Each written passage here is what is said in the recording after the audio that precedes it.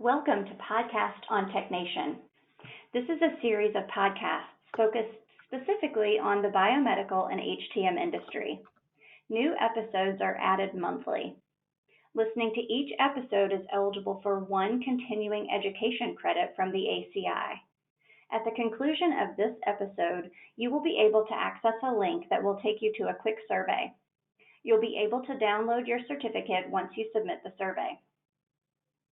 Before we begin today's podcast, I would like to invite you to save the dates for our upcoming MD Expo.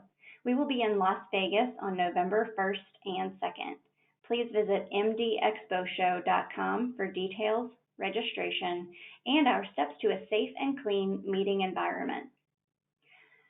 Podcast by TechNation would like to thank our sponsor, Medigate. Medigate is the clinical device data platform for healthcare.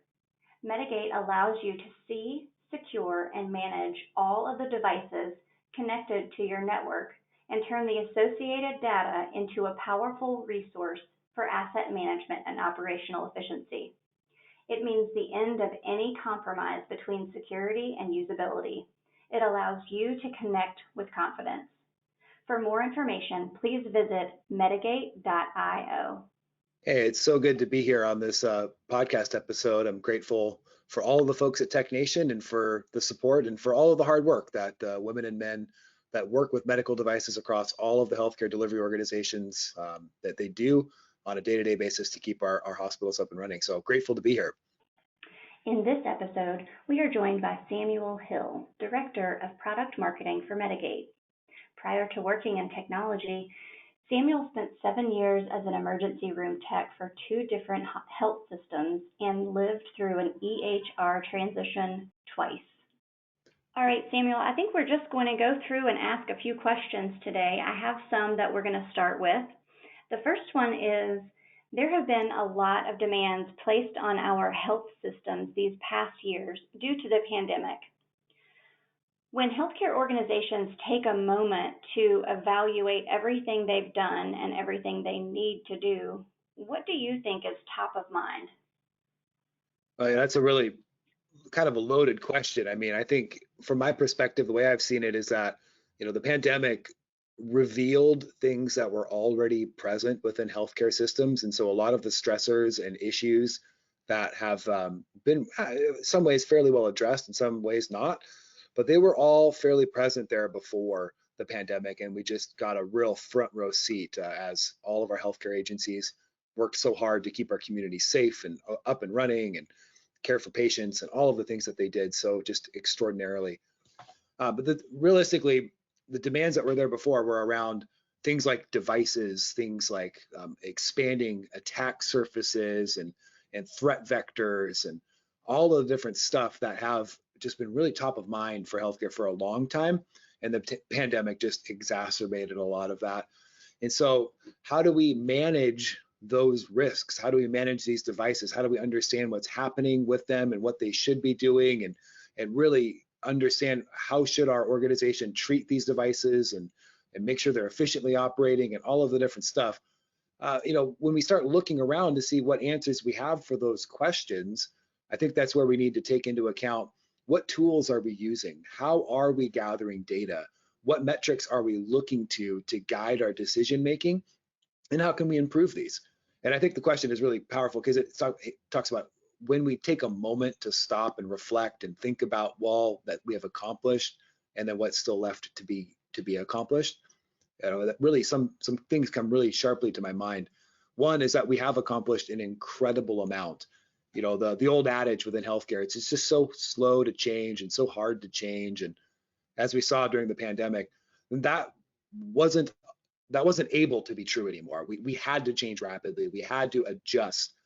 So many people worked so many long hours to just get mobile clinics up and running, get testing sites, get just different modes of care and turn medical surgical units into ICU units. And just all this work had to happen, and it had to happen quickly. And so we made a lot of changes very quickly. So I think it's really worth taking a step to celebrate all of the things that were accomplished within healthcare.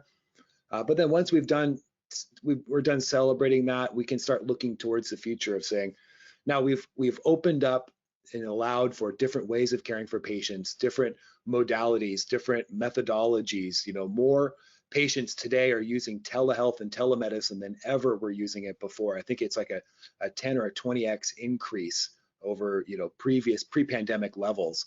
It's significant. And so how do we begin to think about what's next? What are we doing with these devices, these ways of connecting and ways of delivering care that are now commonplace? And so the question needs to come down to, before you can make decisions, it's one thing to stop and strategize and begin thinking about a problem or how you're going to solve it. But the next step needs to be, what data do I need to inform the decision-making process? And I think that's where a lot of biomed and HTM teams, they need to start thinking about, what data do I need? How can I best evaluate the platforms that I'm using, the tools that we have, the devices that we have, and understanding the processes and systems? All of that can be informed by data and should be informed by data so that we can make better decisions as we go forward. So that's kind of what I think about when I look back on the pandemic and where we've been and kind of where we're going. It certainly has taught us a lot, hasn't it? Yeah. I mean, if you had asked healthcare people, before the pandemic, what was bothering them or stressing them out, I think they would have said a lot of similar things to today. But now everybody knows and understands it. And I think that's really kind of a net positive.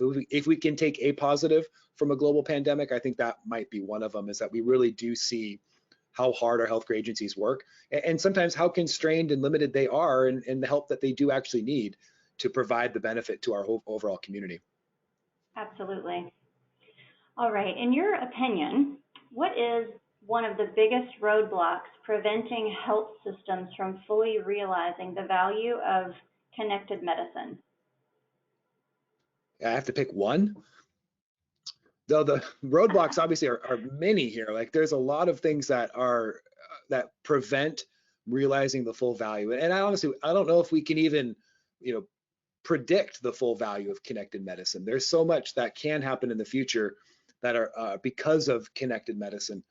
Gone are the days when it was just a nurse would read a doctor's note in a patient chart and then execute that order and have to, call down to the pharmacy, probably walk down to the pharmacy and pick up a special compound. And gone are those days. Everything is happening now in this highly connected digital format, and things are moving as fast as possible. So I would say that actually technology is one of the biggest roadblocks preventing a health system from fully realizing the value of connected medicine. And the reason I say that is technology is changing so fast.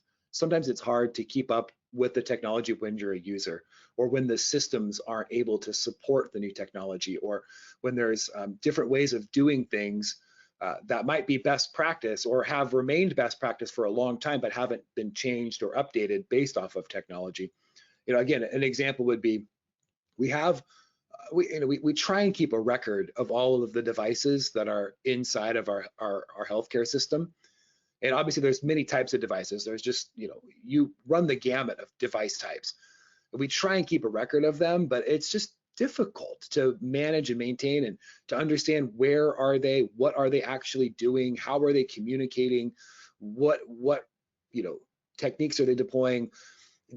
A good question would be, hey, this is an infusion pump. Do we actually know if that infusion pump has the latest pharmacy guide or the latest, compound guide that comes from our pharmacy, so they can actually deliver the right dosages of medicine within the rules or the scope of care that would be delivered for best practice? Those are things that's really hard to know. We have technology that can deliver expert care, but knowing what it is and what it's doing is something that users have a hard time with, clinical users especially, but also biomedical users, where they sit there and say, I want to know that my devices are within the scope of what they need to be, that they're doing what we've asked these devices to do, and also that they're where they need to be. And we've done the right level of service and maintenance on them, and that they're within compliance, and that they're not vulnerable to security exploits or different risk factors. And so I would say technology is a roadblock because of the severe gap between our users, the knowledge base of our users, and what's possible with technology. We got to start closing that gap, and we got to start bringing all of these pieces together for the benefit of our overall health system. I think that makes a lot of sense. Samuel, our next question is, what kind of information are health systems missing when they are making decisions? Yeah, I guess I shared a little bit earlier about the fact that we need data. We just really need better, more concise and more precise data to begin making decisions. And so, as you know, again, hopefully at the time of this recording, I hope that our heads are coming up from this global pandemic. We're starting to see the backside of some of these things, and I hope we don't ever see the front side of it again, right? But at the same time, so now we have perhaps a little bit more breathing room to start looking around to make strategic decisions. And once we start deciding on a strategic direction, we need to start gathering the data to make informed decisions that are going to overall impact and help our health systems. And so I think of things like when we're coming down to, clinical devices, we're talking specifically about that. I want to know exactly what devices are connected to my network. And I want to know at all times with a high confidence interval that these devices are connected to my network. Not that I think they are or that they're in my database that says they're somewhere in my health system, but when and where are they connecting to my network? And if they're connecting to my network, I want to know how are they connecting? Are they connecting in approved ways, or are they talking to locations, and whether it's a server or whether it's an external source or whatever that is, are these devices actually communicating within the policies that my organization has set, that we have set for them? Obviously, so a good example of this was Target. They got a very famous breach of their system, probably 10 years ago now. It's kind of a famous example. The route in for this breach was actually one of the HVAC control units. So I want to know if my HVAC control units are talking to a credit card server or asking for, patient health information. Because if that's the case, we know something's going on. So better data allows us to make better decisions for the most part, and we need to start gathering these things. So when it comes to a clinical device program, we need to understand the device attributes. We want to understand the make and the model, the operating system, the application versions, what firmware is it on? Is this device been patched with the latest manufacturer's patches, or is there not a patch available for a known vulnerability for this device? And if so, what security steps should we take based off of the network policies, segmentation policies, rules about that? How do we take the data about a specific device? And again, very granular, fine-comb details about this device, more than just make and model. We got to get down into the real nuts and bolts of it. And then the second piece I'd want to know is, how are those devices distributed across of my hospital system? I mean, we think about the thousands of infusion pumps that are spread out all over the place. And a little bit about my background, actually, I spent 7 years as an emergency room technician. And so as a part of that job, my role included making sure all of the devices that our doctors and nurses and other care staff needed, whatever they would need to do the job for the patient that was required, it was my job to either have it in the room for them or go find it if it wasn't there. And a common thing was you would take a patient from the emergency department and they would be admitted to a hospital floor. And so you'd push that patient on their their emergency room bed, and you would take along the infusion pump that's delivering whatever medicine was within the physician order. And when you got to the hospital bed on the nursing unit on the floor, whether it's medical, surgical, or ICU, or one of the other specialized units, you would take the patient, transfer them across, and then you would just take the running IV pump and also put that on their bed and leave it there. So that way you're not stopping the flow of medicine for whatever the doctor was asking to be delivered. Now what would happen, and then is if you did your job right, you would grab another IV pump that was not being used and return with that back to the emergency department, therefore not removing a device and bringing your unit down as far as the number of devices go. But you can imagine just the sheer volume of those interactions and how easy it is for that to not happen the right way. And you're relying on, people making judgment calls and decisions. And, what if you transfer that patient in the room and there's no other IV pump for you to take easily? And so there's just a lot of factors that go into that. And a lot of times we would run out of infusion pumps in the emergency department. And a part of my job, again, was to make sure we had what we needed to do the job for the patients that came in. So I would have to go to other units and I'll use the word borrow, but I'm putting kind of air quotes around the word borrow. It wasn't really borrowing as much as it was just flat out stealing. They had IV pumps, we didn't. We needed them, so I just went there and took them.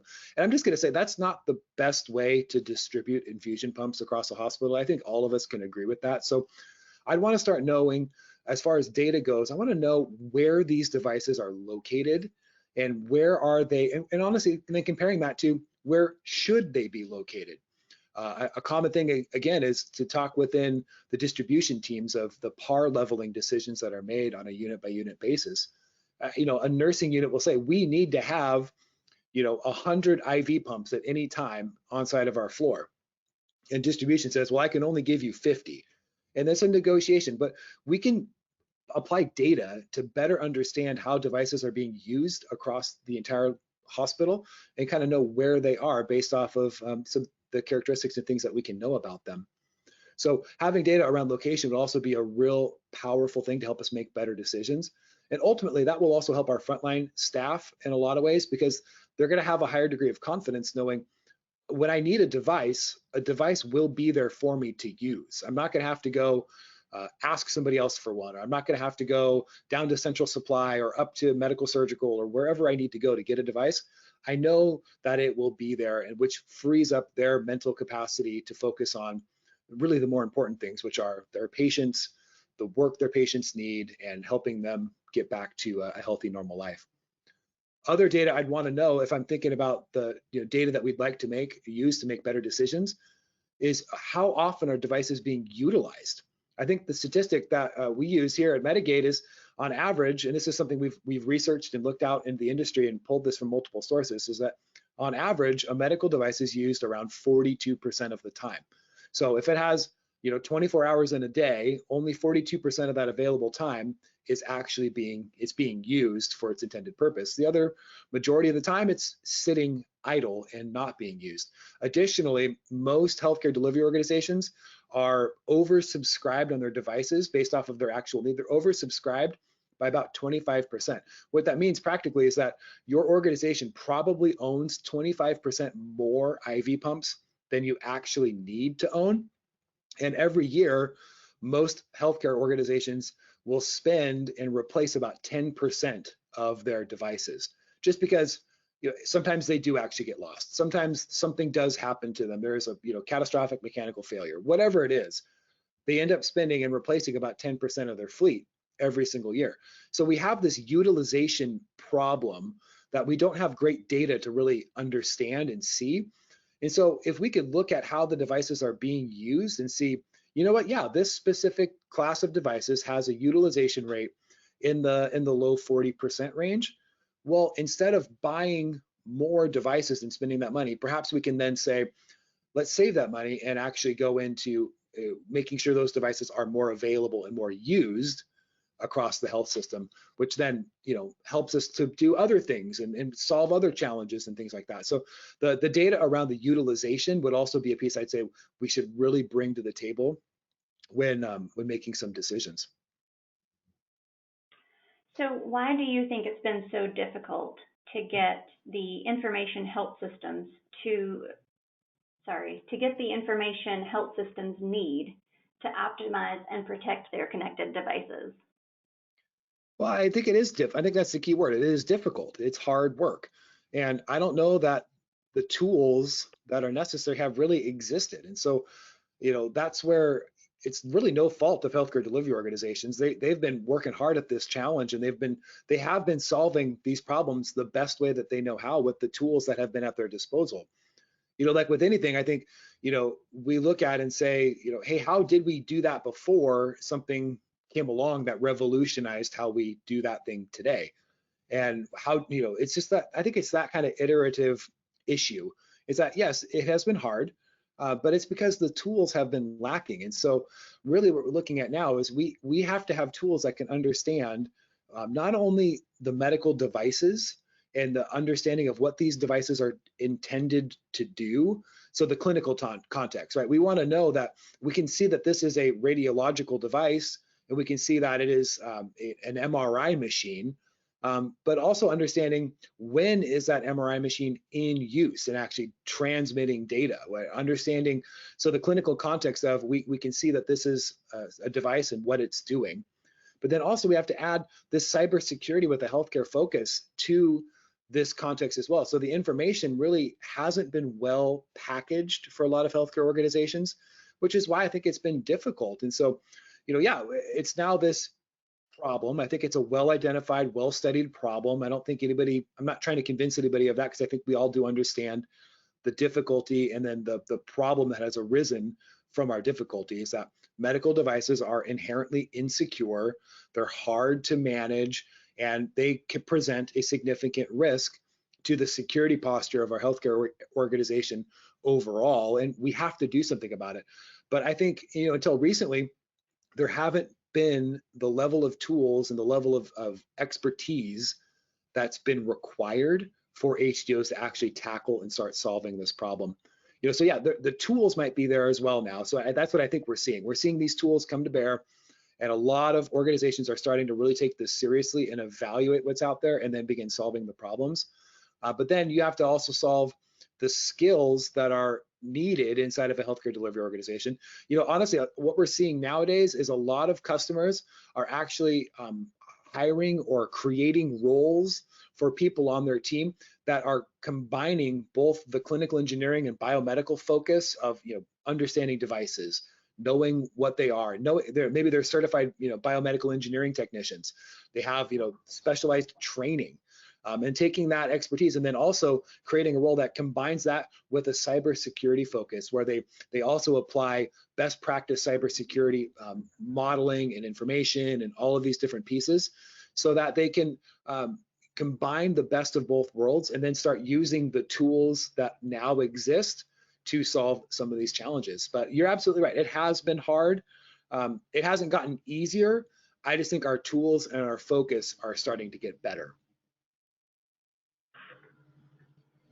How can health systems assess what it is that they need? Yeah, I think that's going to be such a different answer for every single organization, and it really does come down to very customizable ways of gathering data. And I would say that's the first place we have to start. We got to get data. And so there is a lot of good tools that are out there that can be effective to help generate the level of information needed by healthcare organizations. But the key is to start picking some of the modalities that you want to use to gather data and then execute on it. We've all seen that there's a lot of great information that's out there, and we've all seen that there's ways to gather this information, but it's hard. You can't pick a little bit from one and just a little bit from another and just a little bit from a third. We need to kind of pick how we're going to do this and then start sticking with it. And so one of the ways that we have found to be really successful with our customers is to use what we're calling a real-time healthcare convergence assessment, where we actually can bring in and have people come into your organization that will help you evaluate against a common framework. We look at things like the NIST framework. Gartner published a useful real-time health system framework as well, to help understand where are you actually, and then where can you go based off of your specific organization. Because everybody is going to have their own level of risk and understanding their comfort level with risk, and what are we okay with in our organization based off of these mitigating factors, and what are we not okay with based off of these other risk assessments. And so the personalization of that assessment has to occur. There's not a single generic one-size-fits-all way of solving that problem. And so I would say that the best thing you can do is to start asking your partners, asking those that you trust, asking peer organizations how they went about it, and then gleaning the real kernels of truth that you can use for your own organization. But the key that's going to be most effective, I think, is you have to kind of pick what you're going to do and then stick with it. It's one thing to say, oh yeah, we're going to do an assessment, and that looks great on a slide, and maybe your management says, yeah, wonderful, we're going to do an assessment. But you actually have to pick the assessment that you're going to do and then execute the assessment, report back on the findings, and then implement any changes that are discovered during the assessment process, and then actually do the hard work on the back end. So I would say doing the things that we're already good at, looking around the industry, trusted partners, peer organizations, but then once you've done that work, pick something, execute it, and then do what that assessment recommends that you do. It always comes back to hard work, doesn't it? Unfortunately, I mean, I've been trying to figure this out any other way. I wish that, if there was another way, we could figure that out. But you're right, there is really no substitute for actually digging in to do some of the harder work processes. I know of one. I was talking to one organization, and they had created a role to, again, merge the biomedicine and cybersecurity environments, and they created this role for the specific person, and it was a fantastic role for him. And his leadership gave him 100% focus on solving these challenges, which I think was really crucial. So he was able to actually go look at the entirety of the market, ask the right questions, and come up with about as thorough of an evaluation of what their organization needed, because this person wasn't being pulled, for that cross-functional team or this urgent issue, and they were allowed to dedicate 100% of their time. So that's what I mean. That's the level of hard work that we're talking about. It might just be as hard as we're going to allow this person the 3 months that they need to do the thorough work of evaluating and understanding and recommending. All right, our next question is, what can health systems do to fill the gaps they find and establish a common device data foundation? Yeah, we know. I mean, it's unfortunately a running joke that the CMMS is it's our data source, but it may not be the most reliable data source, and it's obviously the starting point. And I think the goal would be that we turn that data source, the CMMS, if you will, into as dynamic a record of truth as we possibly can. We need to feed the CMMS because that's where our data needs to live in a lot of ways. And we need to make sure that that is as complete and accurate and up to date as we possibly can, and as close to real time as we possibly can. And so, yeah, we're going to discover gaps. Like one of our customers, they discovered that they had 3,000 devices that had not connected to their network in 6 months. Now, these devices were not marked as lost or missing. They were just out there in the fleet somewhere in their hospital, but they had not connected to the network in 6 months. So there's a gap, and we need to start giving the CMMS better data so that it can identify these gaps and can become the real-time source of truth, if you will. And we can then do better workflows based off of that data. So obviously we want to go find those devices that have not connected for 6 months. We want to make sure that their preventative maintenance records are up to date and accurate, that they have whatever patches or whatever rules that need to be applied to them. And then we want to release them back out for clinical use. And so those are steps that you can take. And again, it all comes down to feeding the right data at a granular level into the data platforms that are designed to be that real-time system of record. And that would be the place that I would suggest that we start. All right, Samuel, can you provide some examples of how a single source of truth can empower the health system? Yeah, absolutely. There's a lot of great examples that we've been hearing from our customers as they've come down a bit of this journey.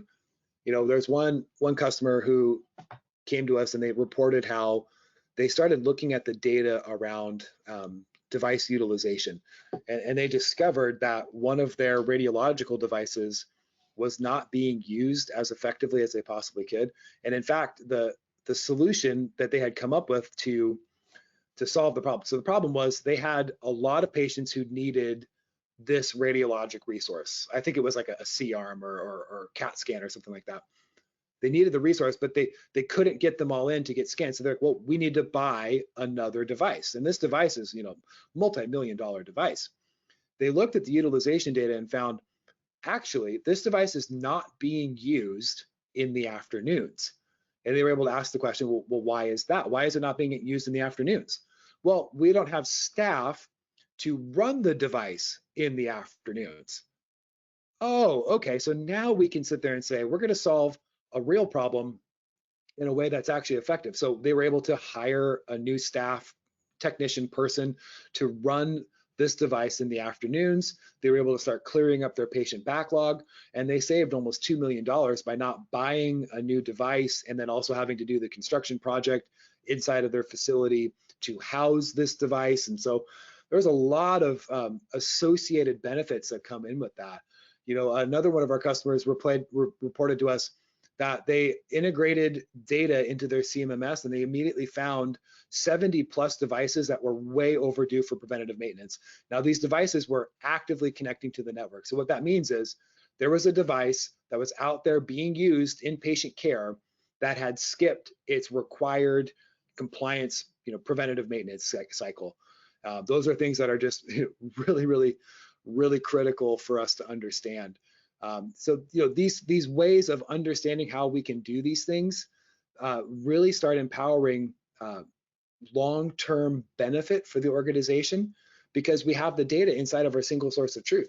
An example I would give is that we have these infusion pumps that are actually deployed where they need to be deployed, and we can do this in a dynamic fashion, knowing, hey, how often are these devices being used?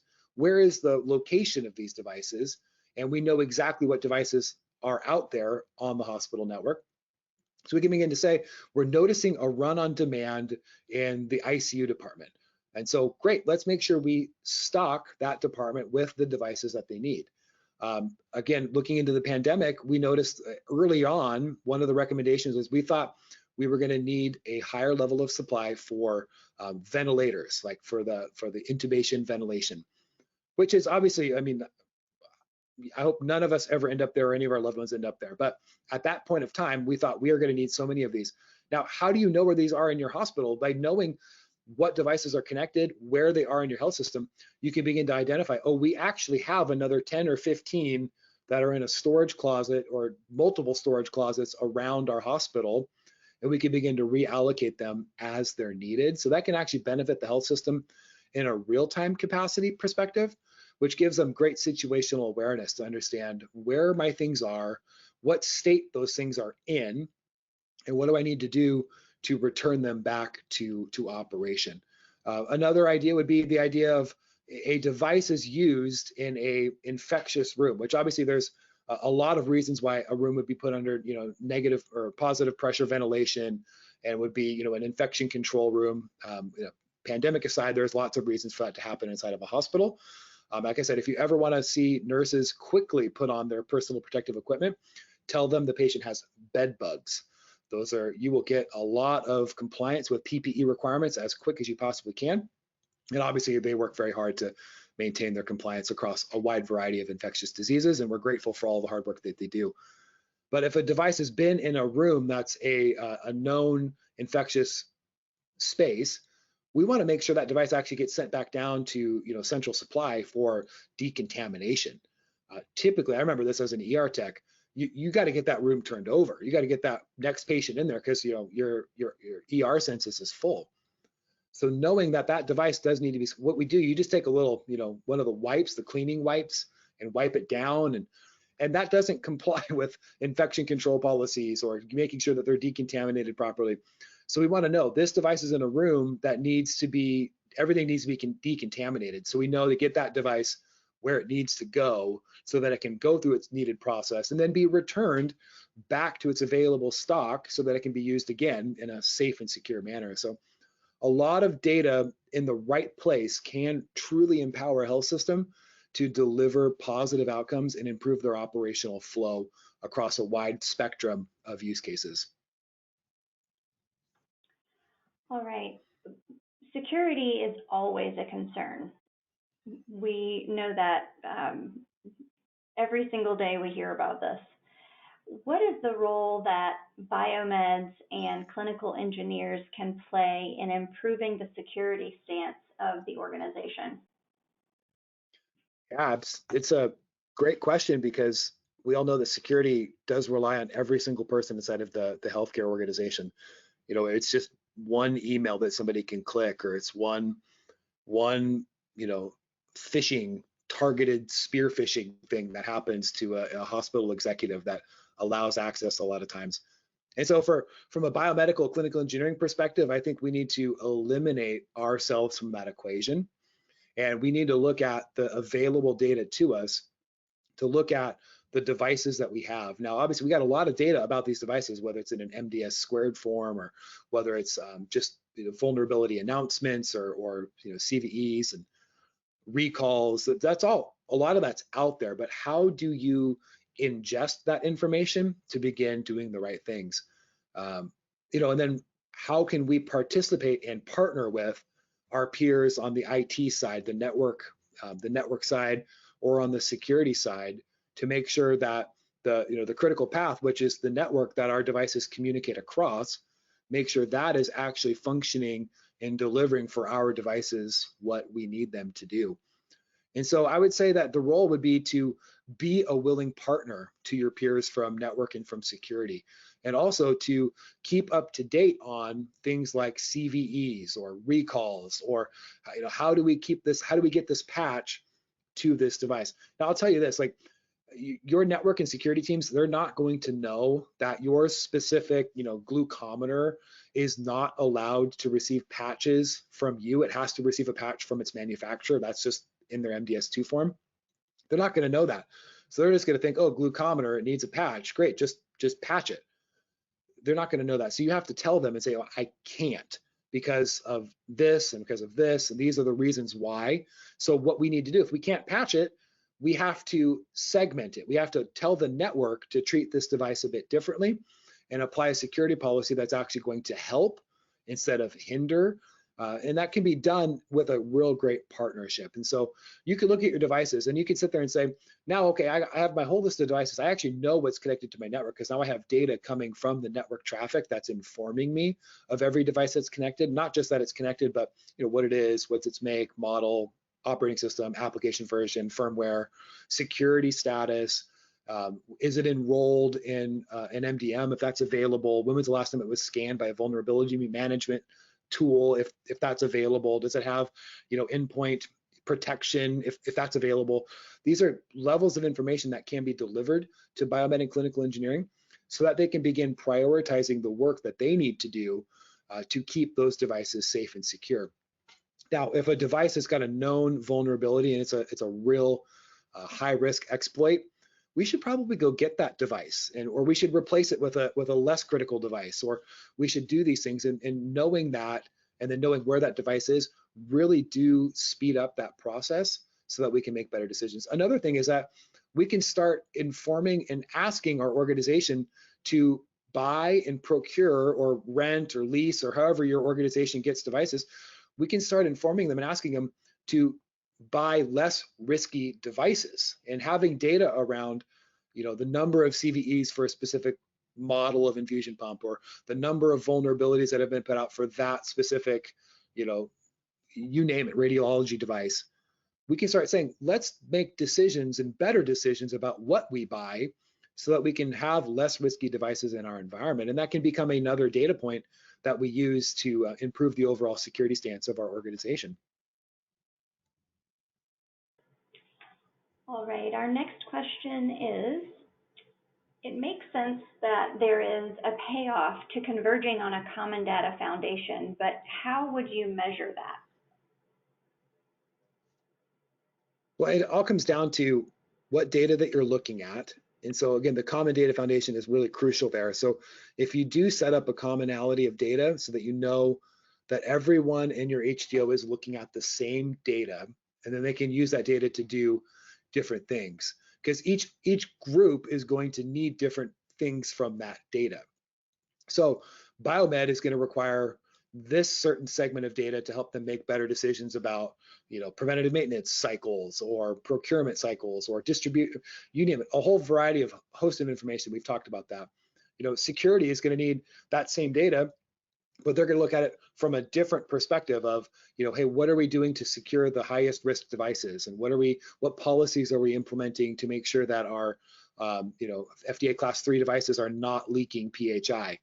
The network team is going to look at completely different metrics to see about connectivity and off the network and all these different pieces. So how do you measure the payoff from a common data foundation is going to vary based off of the team that's using the data.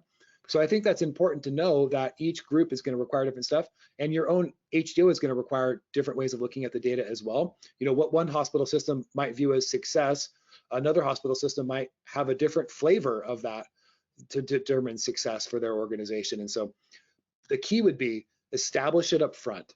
Know that, hey, we're going to have this data, and we're going to measure things like we want to measure the utilization rate of, you know, XYZ device. And then you can look at it and say, all right, now that we have this common data foundation, our CMMS is a dynamic record of truth, we can start measuring, is the rate of utilization increasing on these devices? Is it getting towards the target metric that we wanted to establish? Or maybe you say, you know what, it's at 45% right now.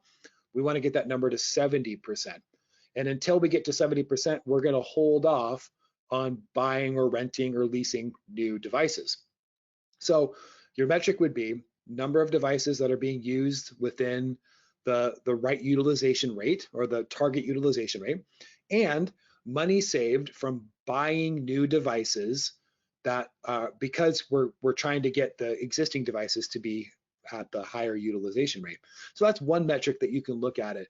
You know, other metrics could be availability of devices. You know, this is a little squishier, but asking your frontline nurses. I am such a fan, just as an aside, I am such a huge advocate of, you know, having worked myself for 7 years on the front lines in emergency medicine as a patient care tech, go ask your end users. If you're in IT, or if you're in security, if you're in biomedicine, clinical engineering, go ask your end users. Let them inform and tell you. Spend a day shadowing a nurse in a unit to understand how they use devices and what their common things and challenges are.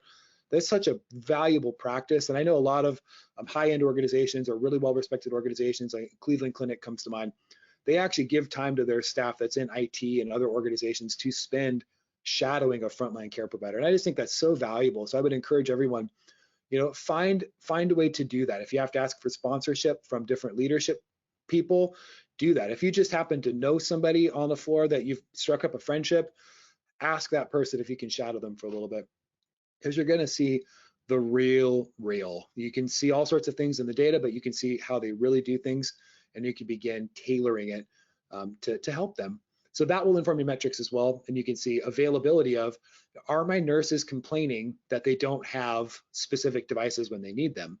Do our processes actually make sense? You know, a lot of times preventative maintenance is something that actually can interrupt, because you sit there and say, I've got to get all your devices out of the unit so that we can do the preventative maintenance, and we'll return them when we're done.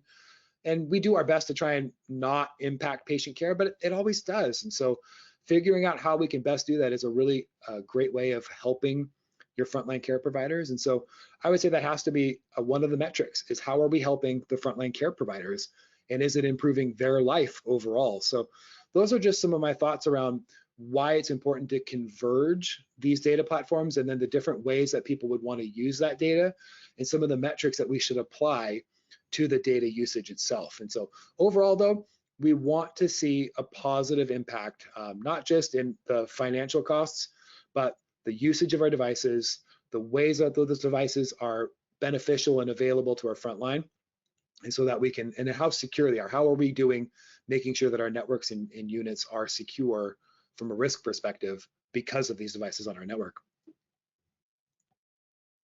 All right, all of this information has been great, but everything starts with step one. So what are your tips for health systems to get started? Yeah, it's with the adage, right? Every journey of 1,000 miles begins with one step. And I think that you have to start by just recognizing their problem. The awareness that we can do it better is probably one of the first steps that we can take. And then once you're aware of that, then you can obviously start making a plan to address some of these ways.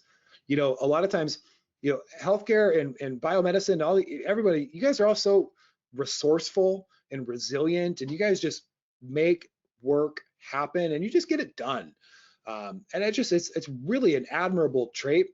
But sometimes doing the same thing the same way is no longer the best and most effective way to do things. But unless you know that there's a better and more productive way, you're not likely to change because you just have to get the work done. Patients need to be cared for. Devices need to be serviced. The organization needs to run and needs to operate, and we can't hang with that. We just got to keep going.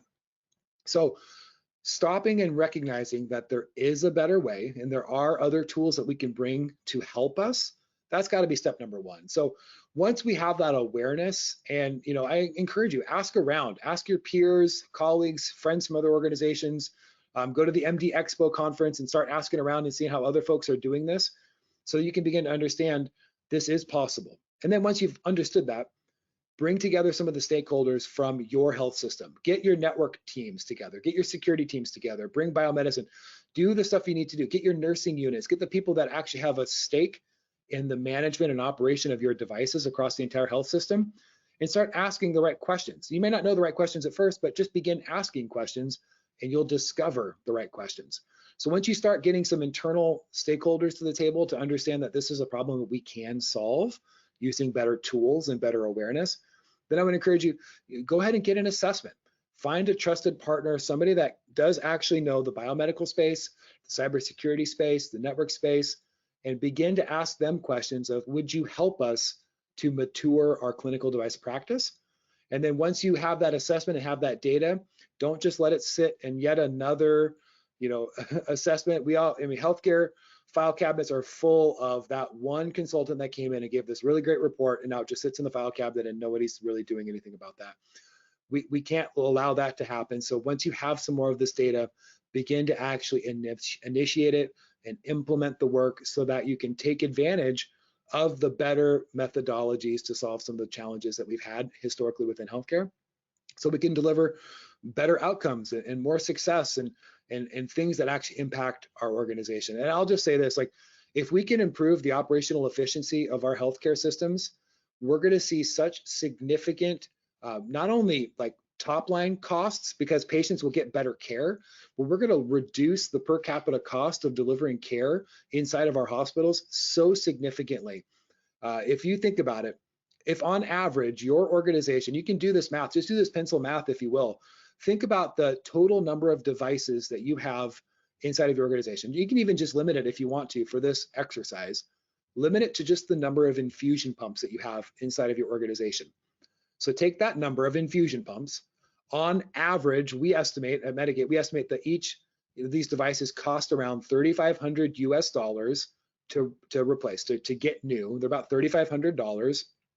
So if you say every single year we replace or buy an additional 10% of our infusion pump fleet.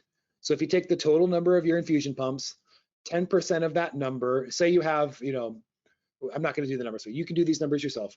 10% of your infusion pump fleet, multiply that by $3,500, and that's about how much money you spend each year to buy new infusion pumps to just keep the operation going. Now, when we say that, we can cut that number down because your devices, those infusion pumps, are only being used 42% of the time. So if we increase the utilization rate of your existing devices, if we find the thousands of devices potentially that are out there stashed in a closet somewhere and actually get them back and operational instead of having to replace them, we can start taking those millions of dollars that you probably spend every year to replace new devices and return that money back to your health system to do other things. A CIO of a hospital system that I was talking to one time, he was so laser focused on saving money within his organization. And the way he described it, this was a children's hospital, he described it as every single dollar that we save within our organization is a dollar that we can then return to the business that goes into our uncompensated care fund. And that's a very practical way of applying the savings, because now your organization sits there and says, I know how many patients come into our hospital and how many patients really need our services but can't afford them for a whole wide variety of reasons. We can now begin to physically and literally help our organization care for our community because we've increased the utilization rate of our clinical devices and saved millions of dollars by avoiding having to replace them. So that's what I say, get started by having a vision that is something that you can do better, talking to peers around you and others that are in the industry that may have started down this journey and might be a couple of steps ahead of you. learn what they're doing, get some best practices from them, have an assessment done by some people that you trust, and then start executing the work to make your life better. So those are some of the thoughts that I have about how a health system can get started. Thank you so much, Samuel, for this fantastic presentation. If you enjoyed today's episode, you might enjoy our ongoing webinar series, Webinar Wednesday. You can find a calendar of upcoming live webinars as well as an archive of on-demand webinars at WebinarWednesday.live. To obtain your continuing education certificate for 1 credit from the ACI, please remember to click the link located below this podcast title to complete today's survey. If you have any questions, you can reach us at webinar@mdpublishing.com.